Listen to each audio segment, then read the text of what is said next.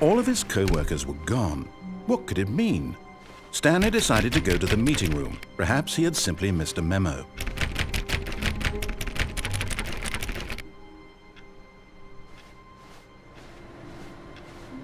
No matter how hard Stanley looked, he couldn't find a trace of his co-workers. Stanley went around touching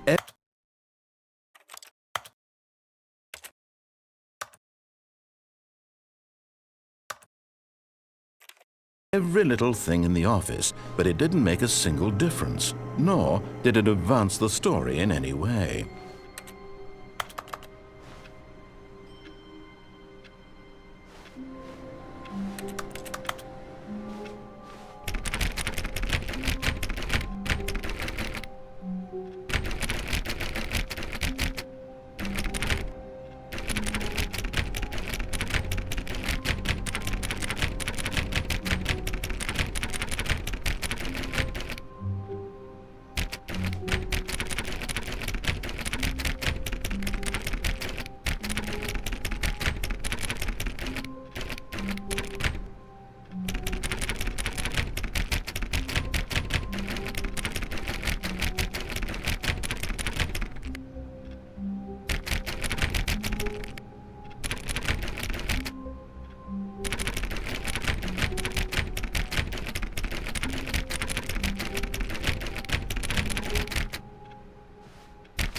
Oh, please.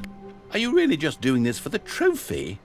Click a door 5 times? Is that all you think a trophy is worth? No. I can't just give these merits away for such little effort. A measly 5 clicks?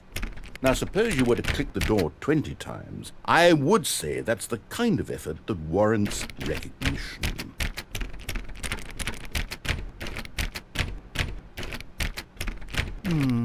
I have to say, I'm still not feeling the satisfaction of witnessing true effort for a noble cause. Perhaps 50 clicks will do it. Yes, almost certainly 50 clicks.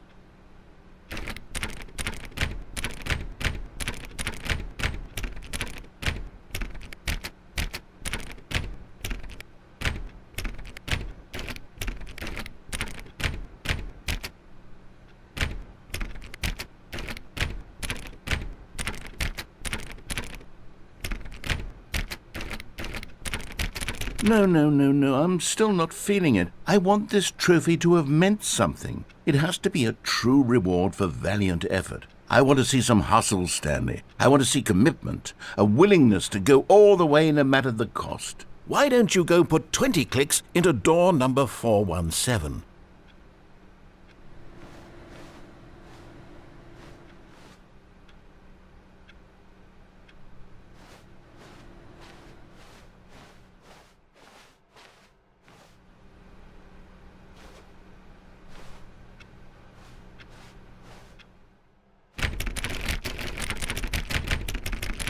Cool.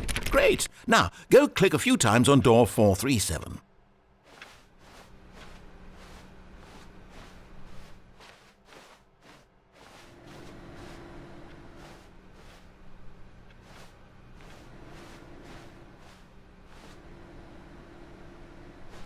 Excellent! I think we're getting somewhere. Now, door 415. Let's give it 10 clicks or so.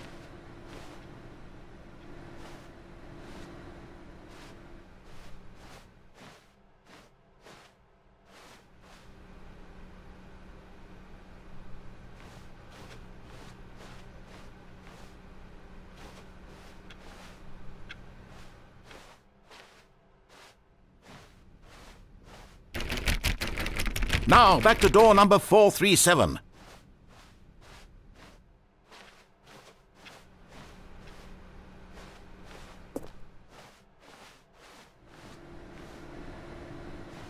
Let's see. How about you click on, well, I don't know, the copy machine?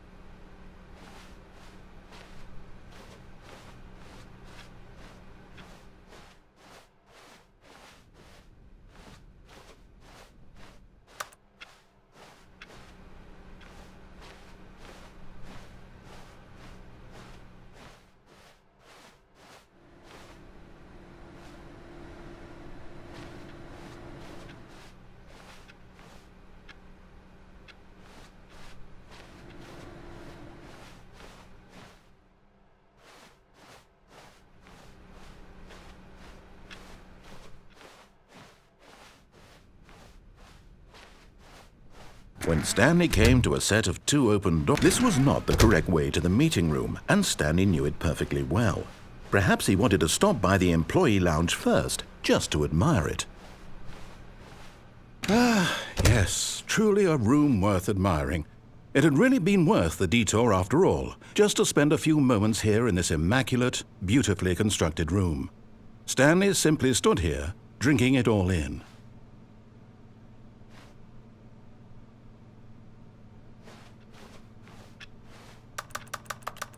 Yes, really, really worth it being here in the room. A room so utterly captivating that but eager to get back to business, Stanley took the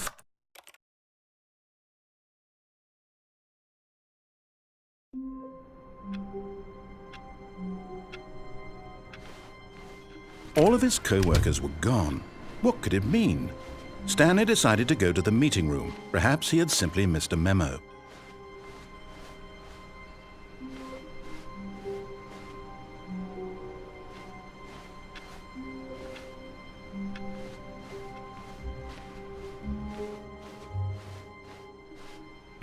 Stanley went around touching every little thing in the office, but it didn't make a single difference, nor did it advance the story in any way.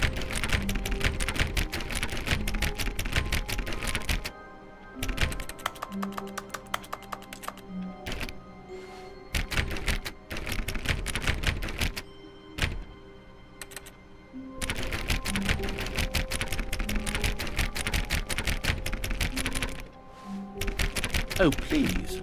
Are you really just doing this for the trophy? Click a door 5 times? Is that all you think a trophy is worth? No. I can't just give these merits away for such little effort. A measly 5 clicks? Now, suppose you were to click the door 20 times. I would say that's the kind of effort that warrants recognition. I have to say, I'm still not feeling the satisfaction of witnessing true effort for a noble cause. Perhaps 50 clicks will do it. Yes, almost certainly 50 clicks.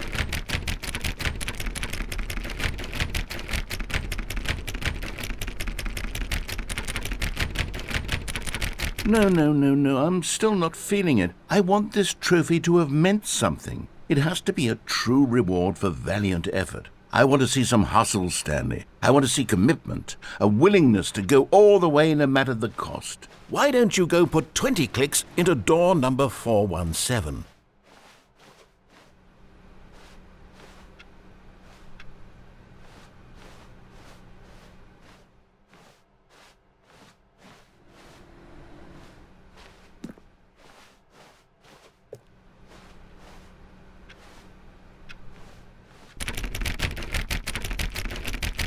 Oh, great. Now, go click a few times on door 437.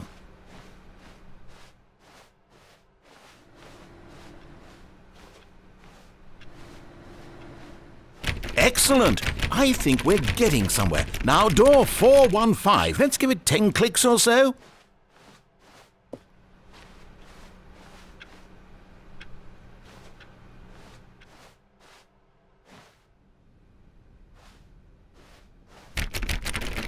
Now, back to door number 437.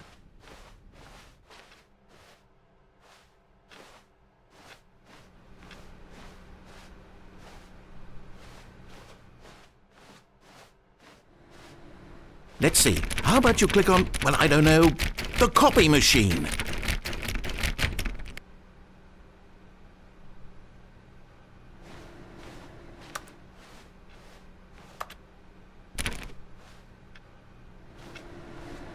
All right, back to room 417. I'm really feeling it now. I think we're getting somewhere.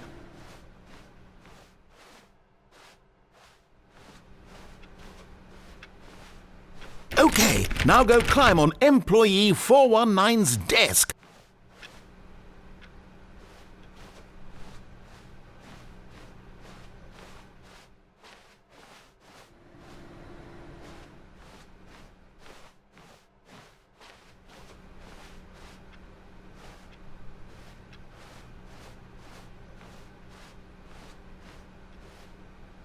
Yes! This is great! You're putting it all on the line, Stanley. I like that. All right, let's keep it up. Go give me a few clicks on door 416.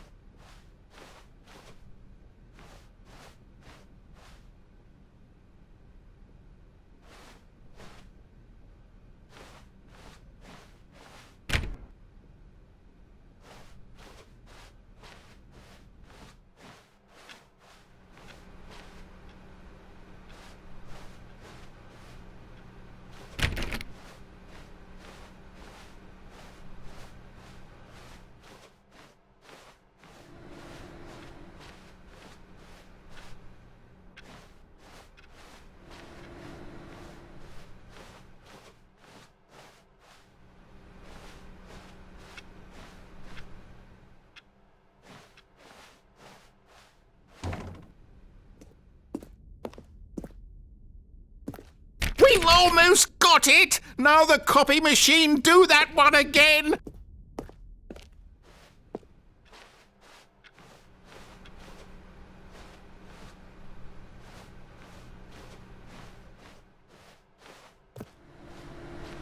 Finish it off, Stanley! 5 clicks on door 430! Yes! We did it! Oh, wow. That felt amazing. Oh, you really earned it, Stanley. Nothing could hold you back. Yes, I'm very proud of how far we've come today.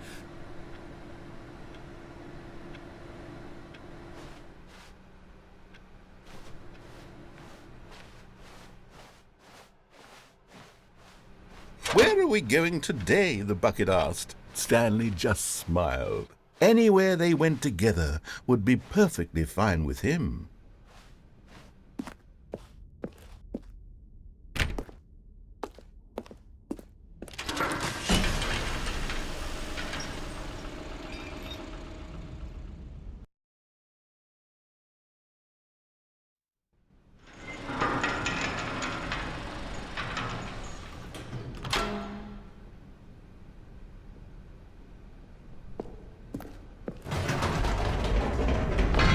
You see, Stanley, I've been reflecting on the Stanley Parable and about how roundly disappointing this ultra-deluxe version has turned out to be. The original Stanley Parable was a landmark, and any new content for it should live up to that legacy. So forget this ultra-deluxe nonsense. I say we take it one step even further.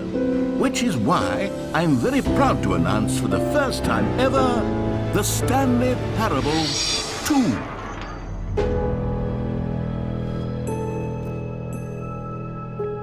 Yes, you see, isn't this far superior to a measly port with a few minor additions? Think of all the new territory we'll cover with a fully fledged sequel. An entirely new experience, built from the ground up. Why, there are so many possibilities. It could go in so many different directions. This is what fans have truly been asking for. Now, to be clear, I haven't quite nailed down what exactly the Stanley Parable 2 is going to be, but let's take a look at some of the features I've been developing for it. I figure that if I can loosely organize a handful of interesting concepts, that surely the game will sort of naturally spring up around them. It'll all work itself out. Game development is much more of a fuzzy magic than anything scientific or logical, really.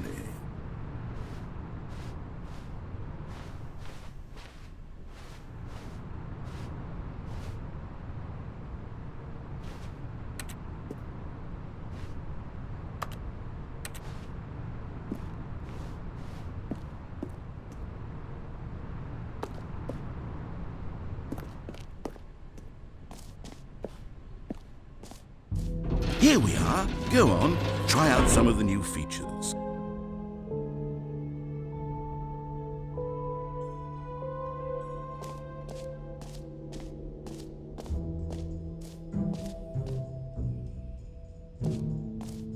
Okay, I'll be honest, I haven't yet decided on this one. I think that in the new version, the office could use a bit of decoration, like balloons. But I'm undecided on Get Well Someday and Happy 12th Birthday. Which would you go with?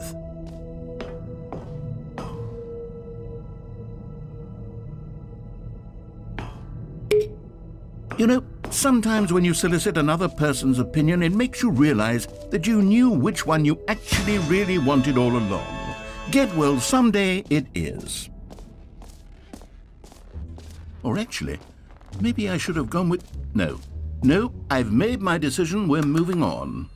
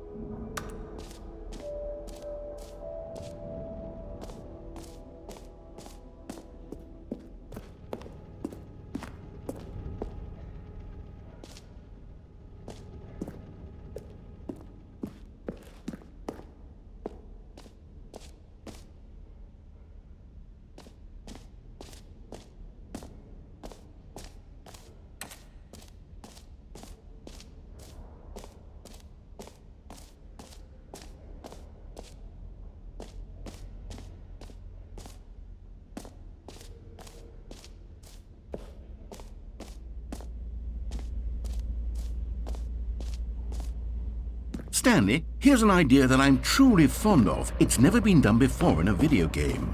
This is, in fact, a hole that you can fall down forever. That's right, infinite falling. You can fall until the end of time, if you like. A stunning leap forward for video games as a medium.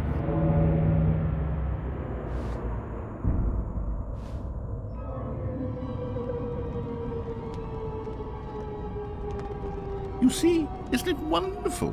One of my more ingenious concoctions, if I do say so. Now then, since you've gotten to see the infinite hole, you can press the teleport button to pop back up to the top, and we can continue onward.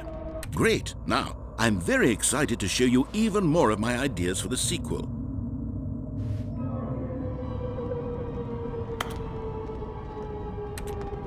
Okay, and I guess we're back in the hole now. Did you really need to see it again? I don't know what else there is to say, Stanley. It's an infinite hole. It's exactly what you're doing right now, but forever. There really are so many other fascinating exhibits that I've prepared for you. I really spent quite a lot of time on all this, and I would very much like to show you some more of them. How about we go ahead and press that teleport button again, so we can get back to what's really important about... Oh, goodness. Well, this is rather embarrassing, Stanley. I'll be honest with you. I truly did not believe that anyone would actually stay in the hole long enough to hit the bottom. Yes, I know, I told you the hole was infinite, but come on. Who actually wants to fall forever? The hole was plenty deep. It was more than deep enough, in my opinion. Maybe it's you who likes falling too much. Maybe you're the problem. Look, things got a little heated there. I think we both said some things we didn't mean. Why don't we just put all this behind us and agree to just call the hole mostly infinite? If that works for you, then go ahead and press the teleport button to warp up to the top of the hole and we can move on. I'll just be up here when you're ready.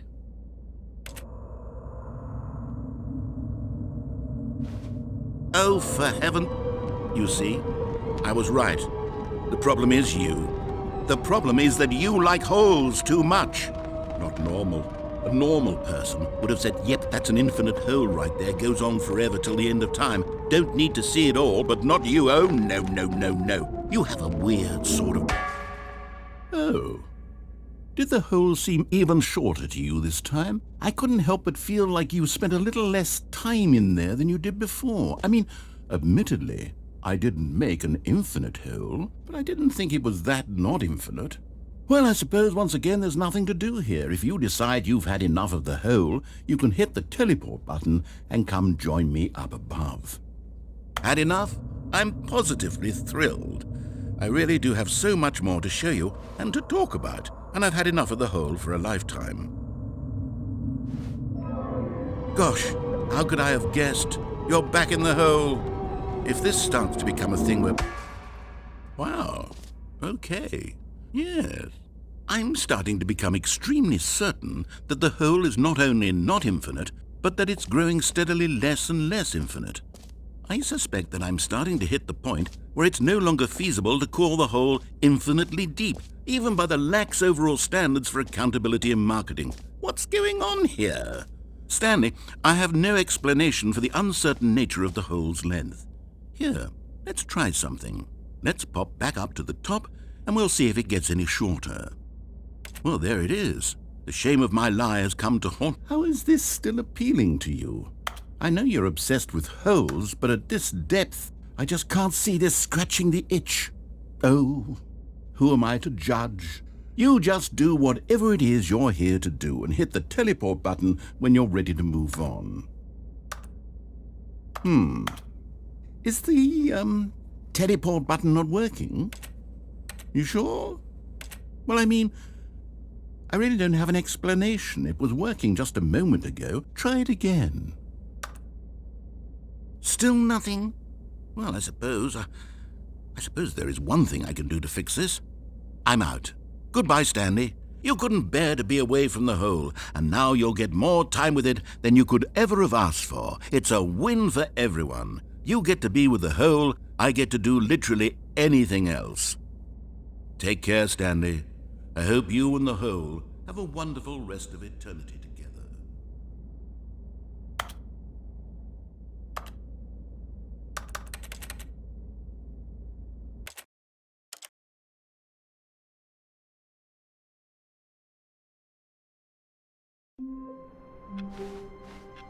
All of his co-workers were gone. What could it mean? Stanley decided to go to the meeting room. Perhaps he had simply missed a memo.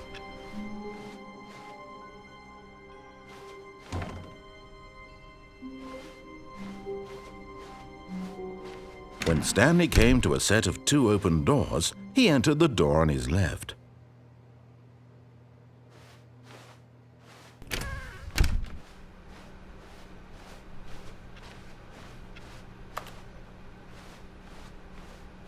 Yet there was not a single person here either.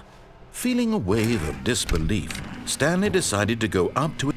Stanley stepped into the broom closet, but there was nothing here, so he turned around and got back on track. Coming to a staircase, Stanley walked upstairs to his boss's office.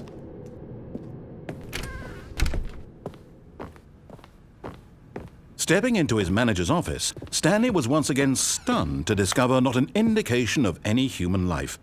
Shocked, Unraveled, Stanley wondered in disbelief who orchestrated this. Stanley was in such a rush to get through the story as quickly as possible, he didn't even have a single minute to just let the narrator talk. That kind of anxiety isn't healthy, so he relaxed for a few moments with some calming New Age music.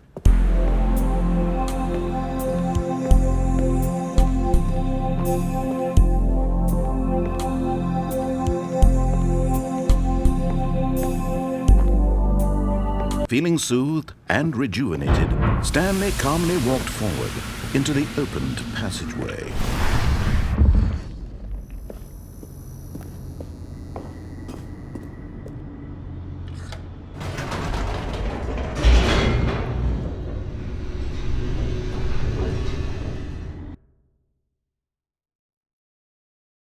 Descending deeper into the building, Stanley realized he felt a bit peculiar.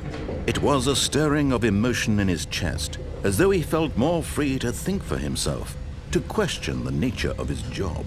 Why did he feel this now, when for years it had never occurred to him? This question would not go unanswered for long. Stanley walked straight ahead through the large door that read Mind Control Facility. Although this passageway had the word escape written on it, the truth was that at the end of this hall, Stanley would meet his violent death.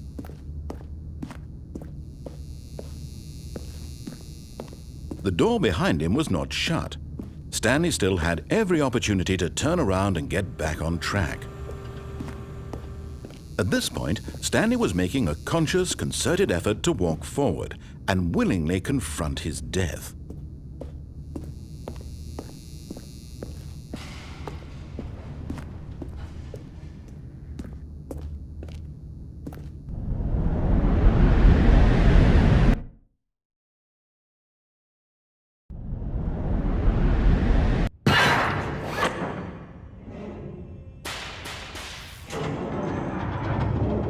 As the machine whirred into motion and Stanley was inched closer and closer to his demise, he reflected that his life had been of no consequence whatsoever. Stanley can't see the bigger picture. He doesn't know the real story, trapped forever in his narrow vision of what this world is. Perhaps his death was of no great loss, like plucking the eyeballs from a blind man. And so he resigned and willingly accepted this violent end to his brief and shallow life. Farewell, Stanley.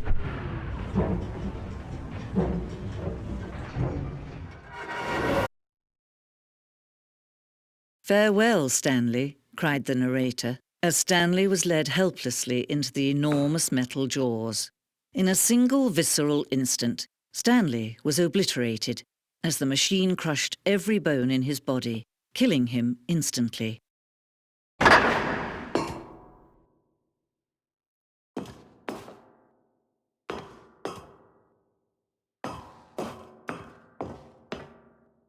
And yet it would be just a few minutes before Stanley would restart the game, back in his office, as alive as ever.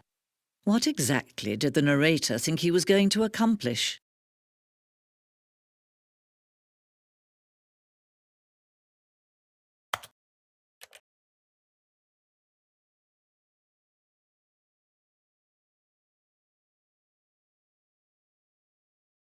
When every path you can walk has been created for you long in advance, death becomes meaningless, making life the same.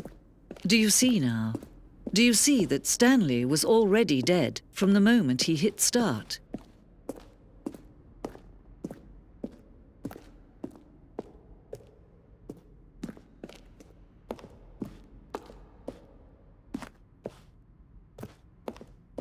Stanley stood on the roof.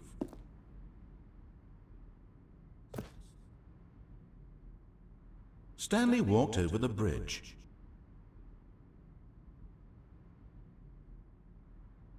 Stanley pushed the number 6.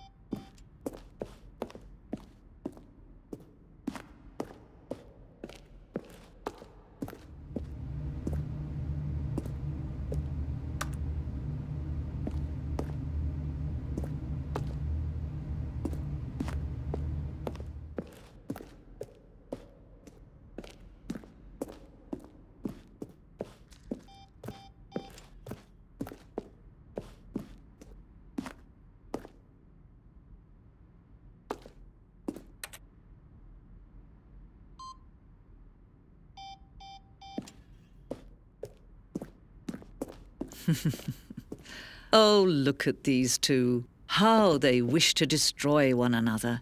How they wish to control one another. How they both wish to be free.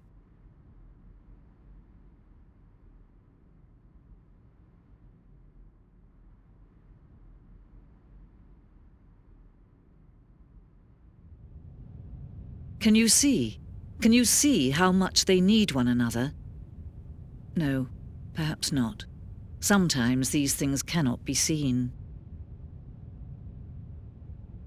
But listen to me. You can still save these two. You can stop the program before they both fail. Turn off your PlayStation. There's no other way to beat this game. As long as you move forward, you'll be walking someone else's path. Stop now and it'll be your only true choice. Whatever you do, choose it. Don't let time choose for you. Don't let...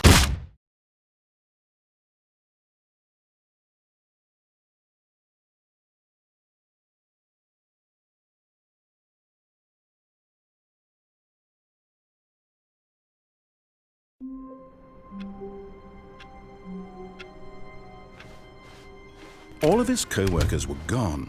What could it mean?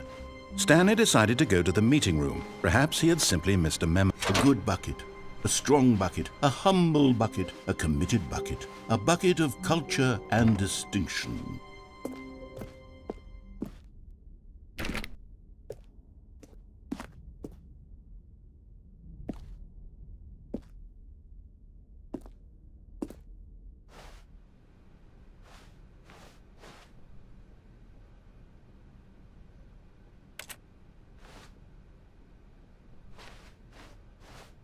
Stanley clutched the bucket tightly to his chest and entered the door on his left. This was not the correct way to the meeting room, but Stanley had felt the bucket calling to him, telling him that the employee lounge was simply the place to be.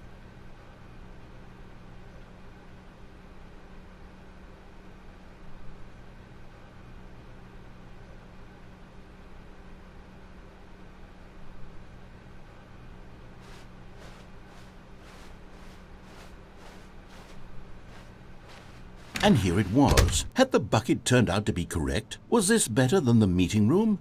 Yes, Stanley thought to himself. Yes, perhaps it truly was. How insightful the bucket turned out to be.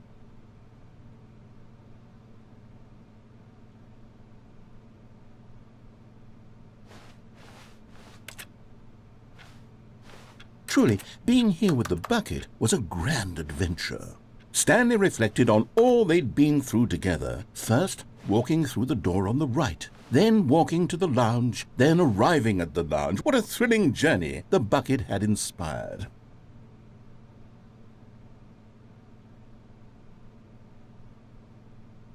Perhaps this was where the bucket felt most truly at home, here in the employee lounge.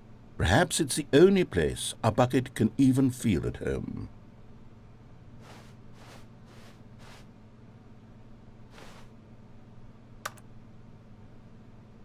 Stanley decided to just give the bucket absolutely as much time as it needed to be in the lounge.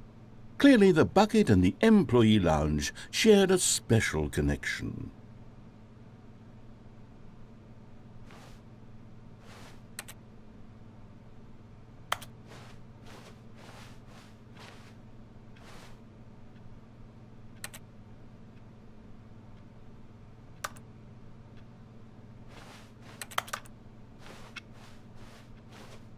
But finally, the bucket was done being in the lounge, and they took the first open door on their left to get back to business.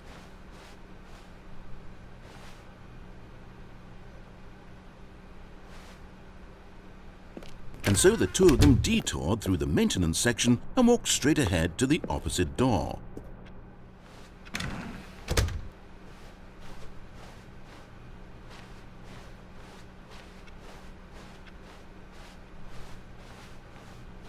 Still no one was here. Stanley needed the bucket's warmth and comfort now more than ever. Perhaps his boss's office was where he'd find answers.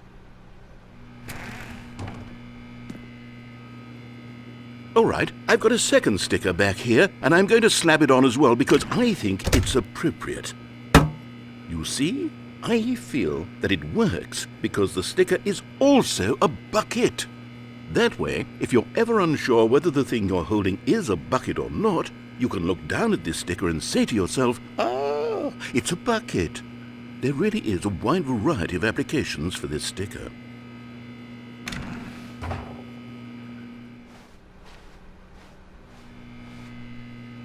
You know what? I could take the name-calling and the dismissal of your kinship with the bucket, but now the broom closet is just giving us the silent treatment, and to be honest, I'm sick of the pettiness on display. You can stay here all you like, but I've had it with this impetulant room of cleaning supplies, easily the most childish such room I've ever been in. I'll see you outside, and we can get on with the story about you and your bucket.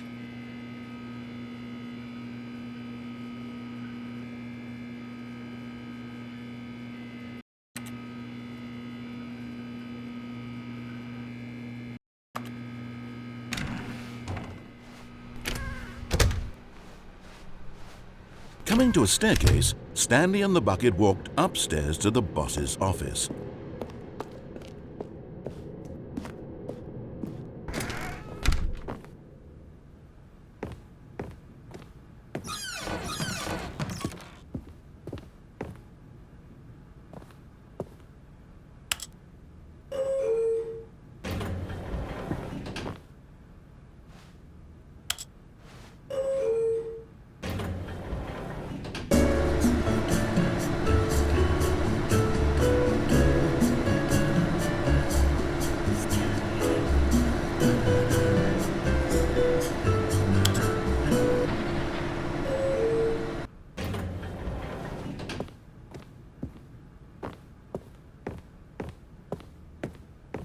Stepping into his manager's office, Stanley was once again stunned to discover not an indication of any human life.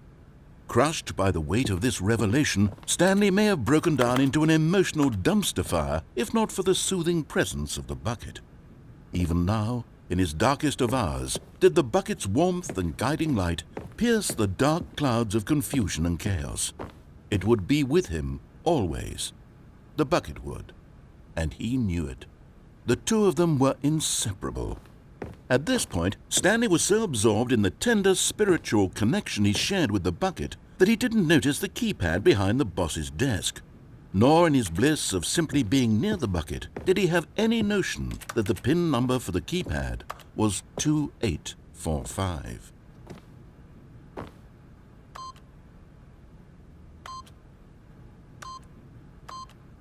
But Stanley guessed the correct code by sheer luck. Was it that the bucket knew all along? Was the bucket guiding him? Yes, this is certainly the most logical explanation.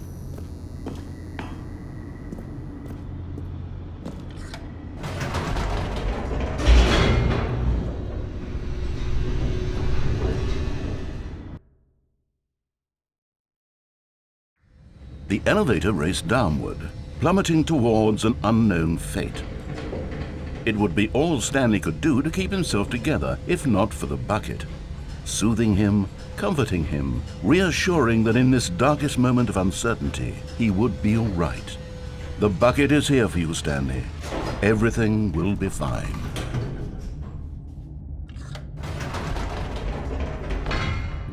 Wait, Stanley said to the bucket. Can we go back up? When I was pressing those keypad buttons, there was something very intriguing about the number 3. I want to go back so I can try pressing the number 3 again. The bucket said nothing.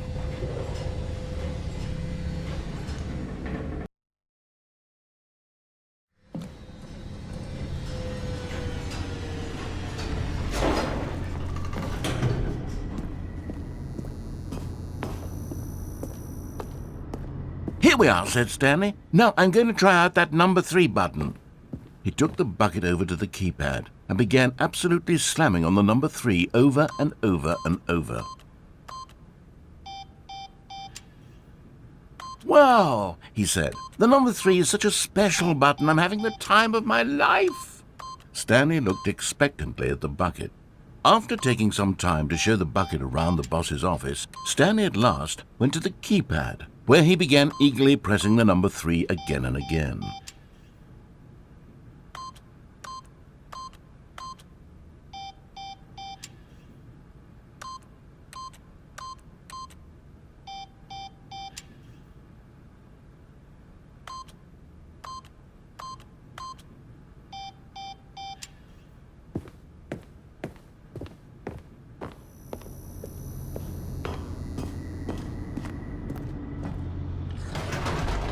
Perhaps the bucket had missed something. Perhaps it had not seen how much joy Stanley got from slamming the number 3 repeatedly.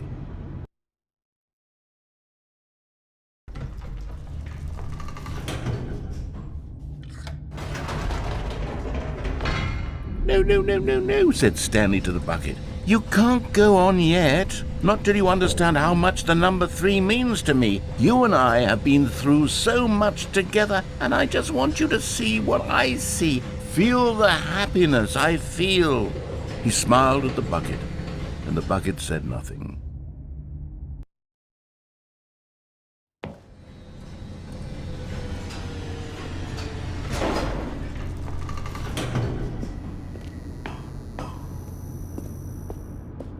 Here we go, said Stanley.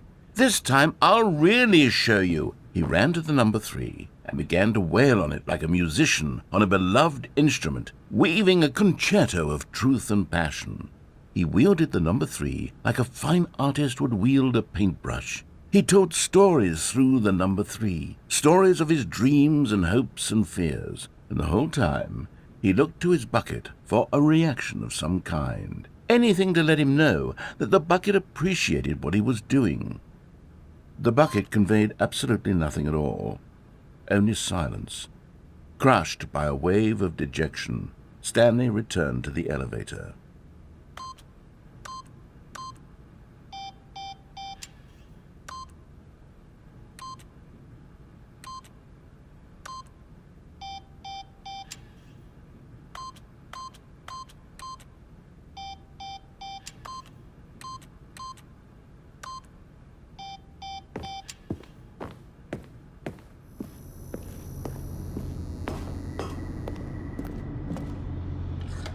Stanley and the bucket were so close. They'd always been there for one another. Why suddenly could the bucket not connect with this passion of Stanley's?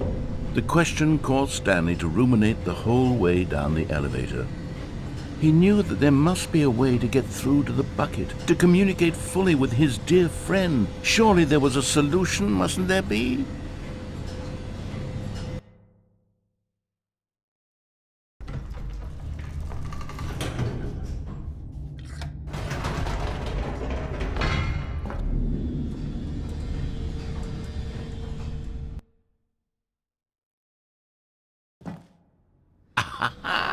Said Stanley. I know what to do.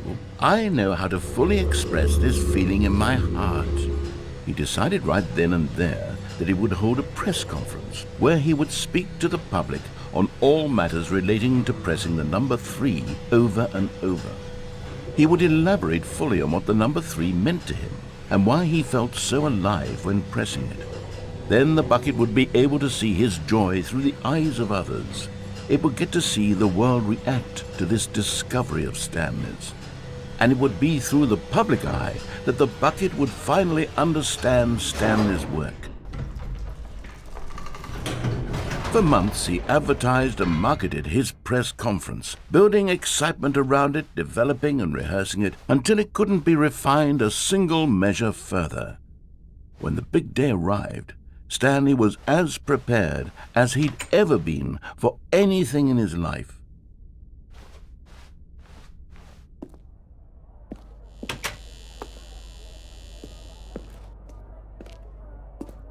This was it. One last chance to win the bucket over. One opportunity to share a true connection with a loved one. There was no one here. Nobody had come to the press conference to hear Stanley speak, to listen to him talk about what it really means to press the number 3 on a keypad over and over. He was unloved, uninteresting, he was a failure, and in that moment Stanley knew that the bucket would never again take him seriously. There would be no connection, no deeper understanding. The bucket merely sat there in his arms, indifferent. And so it began that slowly, over many years, the two of them grew more and more distant. They spoke less and less, neither wishing to state the obvious, that any sense of real respect between them had eroded since that day at the press conference. There would be no more games, no more long conversations about passion and pursuit. only a silence that consumed the space between friends. And Stanley, having for once in his life discovered the warmth and comfort of true companionship, was cast back into the unremarkable normalcy of loneliness.